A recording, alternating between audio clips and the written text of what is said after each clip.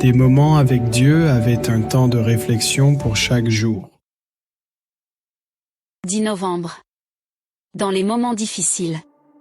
Pour notre histoire d'aujourd'hui, nous allons nous pencher sur la foi d'Esther. Écoutons le verset.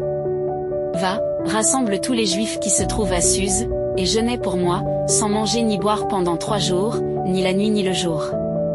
Moi aussi, je jeûnerai de même avec mes servantes, puis j'entrerai chez le roi, malgré la loi, et si je dois périr, je périrai. Esther 4:16. Dans un contexte machiste, être reine signifie plus avoir de l'autorité, c'est inconcevable pour beaucoup de sociétés. Aujourd'hui tout imagine la vie dans le contexte musulman. Même aujourd'hui les femmes n'ont pas les mêmes droits que les hommes. Téléphone était le contexte pour lequel vivait la reine Esther, en tant que femme. Elle vivait dans le luxe et l'opulence du palais mais elle était comme une cage dorée. Elle n'avait même pas le droit de s'approcher de son mari le roi. Sous peine de mort si elle entrait de ce présence sans y avoir été invitée, Esther était affligée. Car un édit royal ordonnait le mort et l'extinction de son peuple d'elle-même. Son mari le roi Xerxès connaissait pas bien la situation. Mais elle ne pouvait plus s'adresser à lui pour obtenir son soutien, le roi l'avait autorisé. L'assassiner sans savoir qu'elle était juive et ignorer la méchanceté de son premier ministre qui voulait éliminer les juifs pour des raisons personnelles. Mesquine.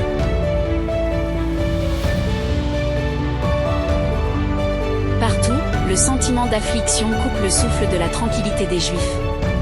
Certains regrettaient de ne pas être retournés à Jérusalem lorsque l'occasion s'en présentait, d'autres pensaient que Dieu les avait abandonnés pour qu'ils meurent entre les mains de leurs ennemis, d'autres encore reconnaissaient qu'ils s'étaient eux-mêmes détournés de Dieu.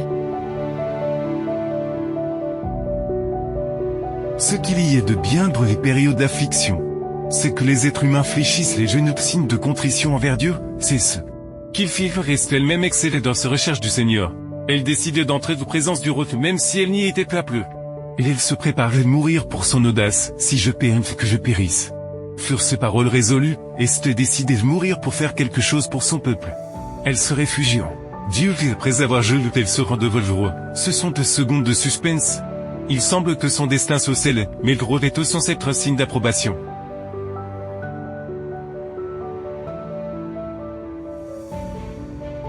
Alors qu'aucune puissance humaine ne semblait pouvoir les sauver, Esther et les femmes qui l'accompagnaient ont prié, jeûné et agi rapidement, ce qui a permis à son peuple d'être sauvé.